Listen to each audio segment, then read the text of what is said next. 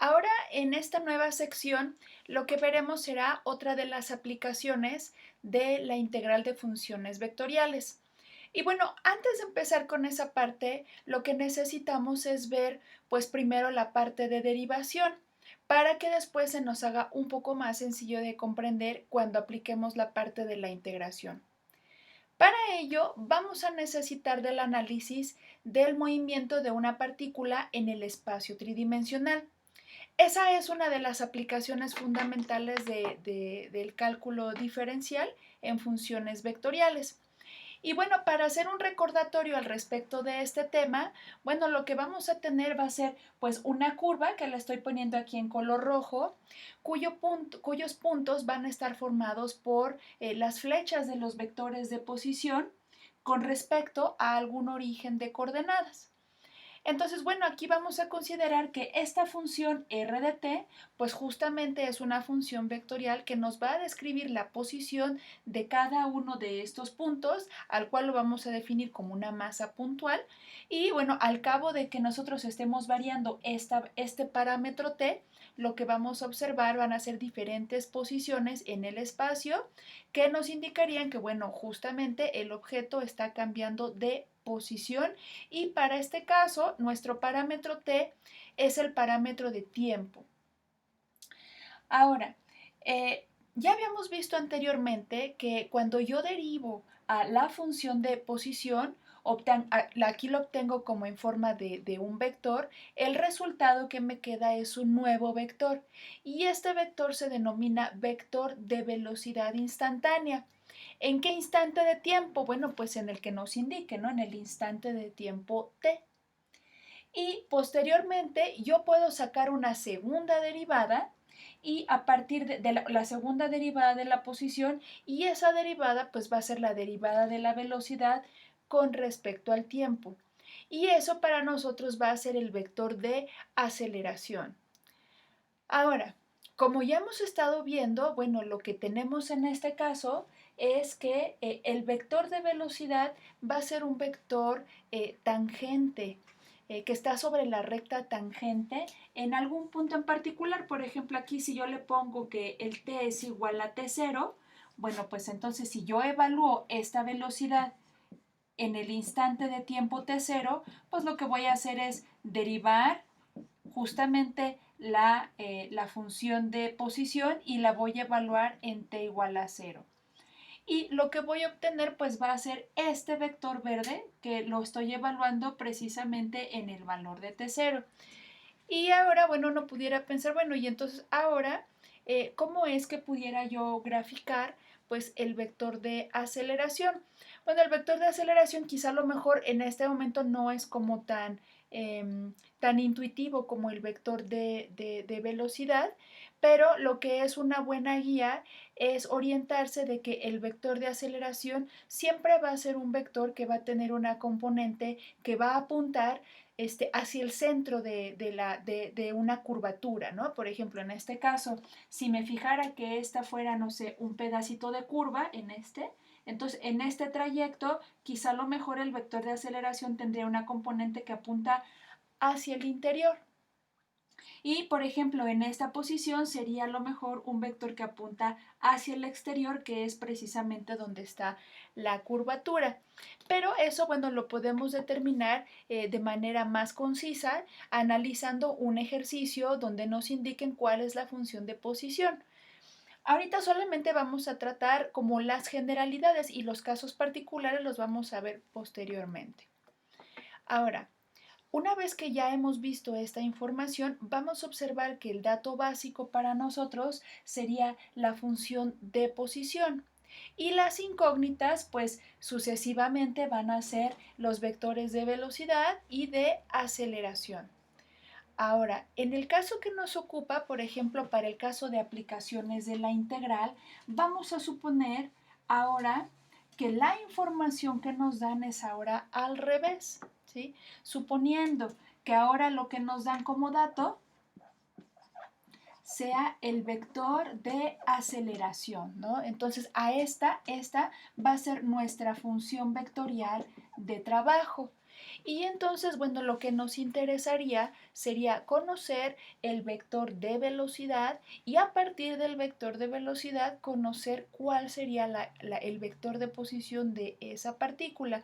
Evidentemente voy a necesitar de más información de manera muy similar a como lo hicimos aquí, que yo evaluaba la derivada en un punto, igual aquí voy a necesitar conocer la integral evaluada en algún instante de tiempo. Entonces, si la aceleración es la función vectorial que conocemos, lo que nos preguntan entonces es el vector de velocidad, ¿no? Entonces hallaremos precisamente esta velocidad.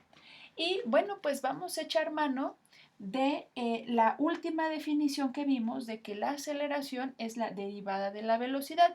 Sin embargo, aquí el dato que tenemos es justamente esta parte y entonces lo que vamos a hacer es despejar, entre comillas, a este vector de velocidad. ¿Con qué operación? Bueno, pues con la operación inversa, que sería el de la integración. Entonces, bueno, ¿cómo vamos a partir?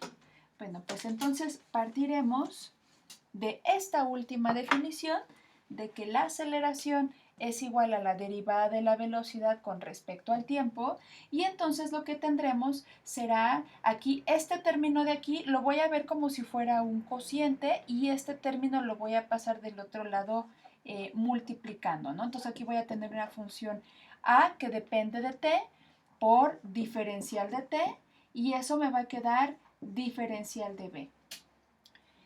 Y bueno, pues ahora vamos a aplicar la integral de ambos lados. Entonces, aquí lo que tendría sería la integral, la voy a poner con otro color para que quede claro que lo que vamos a hacer es integrar este término a de t, diferencial de t, igual a la integral del diferencial de velocidad. Y bueno, pues ahora vamos a poner los límites de integración que correspondan a la parte inferior y superior. Aquí vamos a observar que nuestra variable de integración es el tiempo t. Por lo tanto, los límites que tengo que poner son precisamente un tiempo inicial y un tiempo final. Y en esta parte observo que la variable de integración sería esta velocidad. Entonces aquí lo que voy a tener que poner es la velocidad que va a tener que estar evaluada en este t inicial. A esa t inicial le voy a llamar b sub 0 y al tiempo final voy a tener una velocidad que le voy a llamar velocidad final, pero en este caso sería una forma vectorial. Y bueno, pues ahora lo que vamos a hacer es integrar. ¿Cómo se hace esa parte? Bueno, aquí nada más hay que tener cuidado que para poder integrar esta función me tienen que especificar claramente la forma de la aceleración. Si no me dan la forma, pues no tengo manera de integrar, ¿no? En el mejor de los casos puede ocurrir que esta aceleración sea un vector cuyas entradas son constantes, es decir, que no dependan de la variable t explícitamente. Pero bueno, pues a menos que nos digan eso, pues no voy a poder integrar. Entonces, esta sería como una primera aproximación. Entonces, esto se quedaría simplemente como la integral de t inicial a t final de mi función vectorial a de t diferencial de t y de este lado tendría yo la integral que va a cancelar este diferencial y según el teorema fundamental del cálculo voy a tener que evaluar mi vector de velocidad entre estos dos valores, entre el de velocidad inicial y el de velocidad final. Y bueno, no me resta sino más que aplicar el teorema tanto al límite superior, luego al límite inferior y luego restarlos. Entonces, lo que tendríamos, lo voy a poner de este lado y esta parte la voy a poner primero del lado izquierdo. Entonces tendríamos velocidad final, que es la velocidad que corresponde al tiempo final, menos la velocidad inicial, que es la que correspondería justamente a este tiempo inicial. Esto tendría que ser igual a la integral del tiempo inicial al tiempo final de la aceleración como función del tiempo y esa va a ser mi variable de integración. Entonces, ahora vamos a hacer un ejemplo práctico de cómo es que funcionaría esto en un ejercicio de aplicación. Vamos a tener en cuenta precisamente esta fórmula. Entonces, para ello, pues vamos a suponer lo siguiente. Entonces, vamos a suponer que nos dan como dato, digamos, entonces sea la aceleración. Y voy a poner un caso como muy tradicional, que es, digamos, el caso de un objeto que está sujeto a la acción de la gravedad, es decir, su aceleración sería menos 9.81 en J. Entonces, si lo ubicamos, pues este es el caso de un objeto que simplemente está bajo la acción de la fuerza de la gravedad. Y bueno, vamos a ver pues cuál sería la velocidad de este objeto. Y entonces, bueno, lo que vamos a hacer es aplicar justamente lo que acabamos de ver hace un momento. Entonces voy a empezar nuevamente desde cero para hacer la recapitulación de cómo haríamos este ejercicio. Entonces lo que tendríamos es que, bueno, la aceleración, ya vimos que es la derivada de la velocidad con respecto al tiempo y este valor es el que voy a sustituir. Entonces me quedaría menos 9.81 J y esto sería la derivada de la velocidad respecto al tiempo. Y entonces, bueno, lo que vamos a hacer es que voy a despejar este término, lo voy a pasar para acá, entonces tendría menos 9.81 J diferencial de t y aquí me quedaría diferencial de velocidad. Y bueno, pues lo que vamos a hacer entonces es integrar ambos lados. Aquí voy a integrar de un tiempo inicial a un tiempo final, menos 9.81 J dt. Y aquí voy a integrar de una velocidad inicial que corresponde a este tiempo t inicial a una velocidad final. Entonces así lo voy a poner. Y aquí me quedaría diferencial de velocidad. Entonces, bueno, pues vamos a integrar. Como ya habíamos visto, bueno, aquí en esta parte, la parte del vector no se integra, solamente se integra la pura componente. El vector lo dejamos ahí.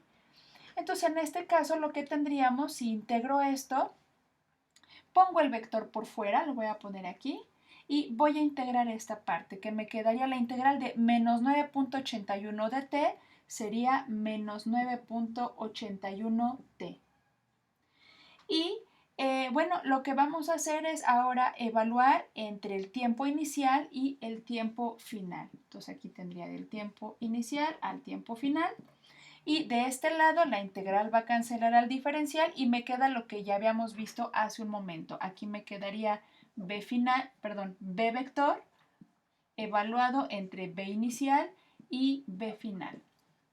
Y bueno, pues entonces vamos a sustituir en este caso cada uno de los límites. Entonces, primero evalúo el límite superior y luego menos el límite inferior. Entonces, aquí me quedaría menos 9.81 TF en J menos, lo voy a poner entre paréntesis, menos 9.81 T0 en J. Y del otro lado tendría B final menos B inicial. Y bueno, ahora aquí llega el momento en el que tenemos que indicar pues cuál sería para nosotros el tiempo inicial y qué valor de velocidad tendríamos en ese momento. Esa es una parte que depende mucho del ejercicio. A este tipo de ejercicios le llamamos ejercicios o problemas de condiciones iniciales. Se le llama condición inicial justamente porque lo que estamos manejando es la parte del tiempo inicial, ¿sí? Entonces voy a poner aquí una condición muy particular exclusivamente para darle la aplicación a este ejercicio. Entonces voy a poner lo siguiente, que sea t sub 0, como en los ejercicios que solemos ver en física, ¿no? Que el tiempo inicial suponemos que es en el 0 segundos. Y en ese instante de tiempo, o sea, al inicio, la velocidad inicial vamos a poner algún valor, no sé, a lo mejor como en el caso del movimiento de proyectiles, ¿no? Vamos a poner que tenga quizá a lo mejor una componente en I y una componente en J. Entonces, bueno, voy a proponer, por ejemplo, que la velocidad inicial le voy a poner, digamos, por poner alguna cosa, aquí voy a poner a qué corresponde esta velocidad inicial, que es el vector de velocidad evaluado en este tiempo t0, ¿sí? Y lo voy a poner, digamos, no sé, como, no sé, 10i más 10j, ¿no? Esta es una suposición que estoy haciendo. Entonces, bueno, pues si hacemos estas sustituciones, entonces resulta que si yo dejo todo entonces el tiempo final y la velocidad final, me quedaría como menos 9.81 TF en J menos 9.81 por 0 en la dirección J igual a velocidad final menos la velocidad inicial, y aquí voy a poner este vector que sería el 10i más el 10j. ¿Sí? Ay, espero que se alcance a ver todavía hasta ahí. Entonces lo único que estoy haciendo es sustituir en el TF, lo estoy dejando como tal, como simplemente como TF y este como BF. Y la parte del tiempo inicial, aquí sí estoy sustituyendo una condición que yo impuse, ¿no? En este caso, cuando ustedes resuelvan los ejercicios, les van a tener que dar también esa condición inicial. Entonces, bueno, este término vamos a ir simplificando. Este término, menos 9.81 por 0, me va a cancelar en automático, me va a dejar en el vector 0. Y de aquí lo que vamos a hacer es despejar. Ay, aquí me faltó una flecha de vector. Voy a despejar al vector de velocidad final.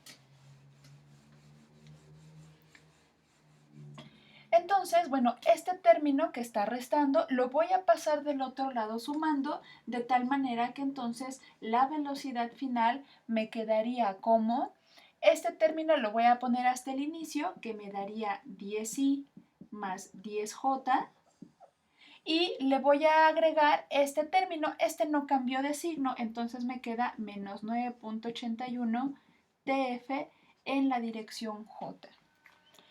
Y bueno, aquí voy a hacer como una analogía de lo que solíamos ver, por ejemplo, en las ecuaciones del movimiento en una dimensión que solemos ver en física, aplicado precisamente pero a funciones de varias variables, ¿no? Por ejemplo, para el caso de movimiento de caída libre, ¿no? Había una fórmula que era muy, muy famosa, que es velocidad final igual a velocidad inicial menos gravedad por tiempo, ¿sí?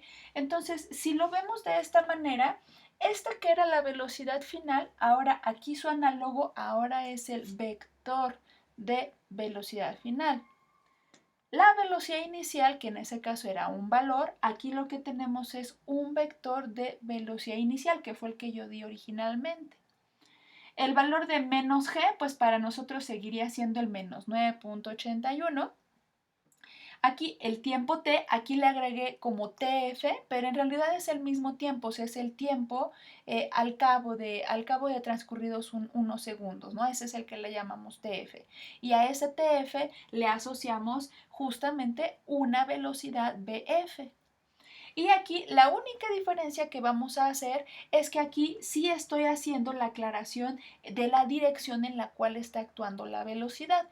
En este caso no, porque ya sabíamos que era simplemente la aceleración de la gravedad que actuaba verticalmente. Pero aquí sí tengo que hacer esa aclaración. Bueno, ahora vamos a pasar a otro aspecto de las integrales, que es ahora a partir de la velocidad lo que vamos a hacer es encontrar la posición en la que se encontraba ese objeto, igual justamente en algún tiempo inicial. Entonces, para ello vamos a recurrir también de la segunda de las fórmulas que vimos de derivada. Entonces voy a poner aquí que hallaremos la posición R en función del tiempo. Y bueno, pues vamos a poner cuál sería la forma de hacerlo. Yo sé que la velocidad, el vector velocidad, es la derivada de la posición con respecto al tiempo. Entonces lo que vamos a hacer nuevamente es despejar, esto lo voy a ver como si fuera un cociente y voy a despejar entonces este diferencial de posición. Entonces tendría b, bueno, aquí lo que tendría yo que agregar más bien es que mi velocidad va a ser una función del tiempo. Entonces mi b de t por diferencial de t sería igual a diferencial de posición. Y ahora lo que sigue es que vamos a integrar en ambos lados. Nuevamente lo voy a poner con otro color. Le voy a poner aquí la integral de vector b de t, diferencial de t, y la misma historia del otro lado. Aquí voy a poner la integral de diferencial de posición. Y algo similar, voy a identificar cuál es mi variable de integración para poder poner en ese orden, en el punto inicial y en el punto final, pues cuáles serían los nuevos límites. Entonces aquí, si mi variable de integración es tiempo, entonces mi límite tendría que ser en un tiempo igual. Aquí le voy a poner tiempo inicial y aquí correspondería con un tiempo final. Y ahora, de este lado, observo que la variable con respecto a la que voy a integrar es la posición, de tal manera que aquí tendría que poner el vector de posición inicial y aquí el vector de posición final. Y bueno, pues entonces ahora, ¿de dónde voy a sustituir esta velocidad? Bueno, la voy a sustituir de aquí. Voy a hacer un abuso del lenguaje donde aquí voy a considerar que el tiempo final simplemente va a ser t, o sea, no voy a indicar cuál sería en segundos o en minutos, un valor numérico, sino que lo voy a dejar esta velocidad final como función del tiempo final, de tal manera que esta velocidad me quedaría simplemente como vector velocidad. Y aquí este no seguiría sin cambio, seguiría siendo, por ejemplo, el 10i más el 10j, menos, pondría el menos 9.81t en la dirección j y listo, ¿no? Entonces, eso es lo que vamos a hacer ahora en esta parte de integración. Este vector de velocidad, observen ustedes que es una función vectorial que depende del tiempo, entonces lo que vamos a hacer es sustituirlo aquí. Nuevamente, recuerden que aquí no puedo hacer esta integral a menos que me indiquen el argumento vectorial de la integral. Si no me dicen cuánto vale, pues entonces no puedo hacer la integral. Entonces aquí, si me dicen que vale este vector de velocidad, bueno, pues lo pongo aquí. Si me dan alguna otra función, bueno, la tengo que poner aquí. Entonces, bueno, haciendo eso, voy a poner aquí, tendría que mi integral del tiempo inicial al tiempo final de este vector de velocidad, que sería el 10i más 10j, menos 9.81t en j, todo diferencial de t sería igual a la integral de R0 a RF, donde recuerden que R0 es la posición que corresponde al tiempo T0. Aquí estos llevan una correspondencia. Y este RF también igual es un vector de posición final que corresponde a este tiempo TF. Y bueno, pues ahora vamos a integrar componente a componente, recordando que los vectores unitarios no se integran. Esos van a permanecer constantes porque esos no cambian en el tiempo. Entonces, bueno, pues vamos a integrar componente a componente. Aquí me quedaría, si integro esto, me quedaría 10ti. En este me quedaría 10t en j. Y en este me quedaría menos 9.81 y cuando integro t me quedaría t cuadrado sobre 2 en j. Y lo que vamos a hacer es que voy a evaluar esta integral en un tiempo inicial a un tiempo final. Y del otro lado, aquí no le puse el diferencial de r. Del otro lado, esta integral va a cancelar este diferencial y voy a tener simplemente a la función de posición r y la voy a evaluar entre la posición inicial R0 y RF. Y bueno, vamos nuevamente a sustituir según el teorema fundamental del cálculo. Primero voy a sustituir el límite superior y luego el límite inferior y resto ambos resultados. Entonces, como aquí es un poquito más amplio, lo voy a poner con dos colores diferentes para que no nos vayamos a perder. Entonces, primero voy a sustituir este, que es el TF. Entonces, lo voy a poner de este lado.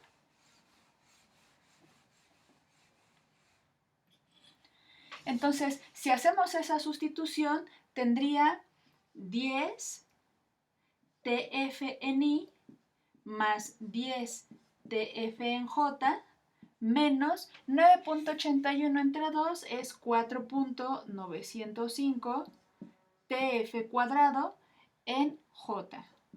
Y a esto le voy a restar, ahora lo voy a poner con color negro, la misma historia, o sea, la misma función, pero ahora evaluado en T0, ¿no? Entonces aquí voy a borrar todo esto.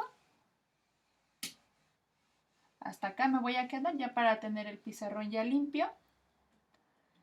Y voy a volver a sustituir menos 10 T0 en I más 10 T0 en J. Estoy sustituyendo este T0 aquí, aquí y acá, menos 4.905 T0 al cuadrado en la dirección J.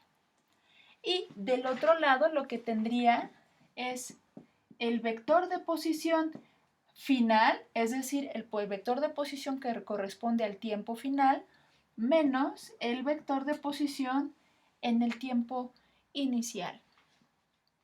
Y ahora observen ustedes que voy a necesitar nuevamente una condición inicial, pero ahora sería para el tiempo y para la posición. Entonces vamos a hacer las siguientes suposiciones, nuevamente estableciendo como alguna sugerencia de aplicación en cuanto a las condiciones, ¿no?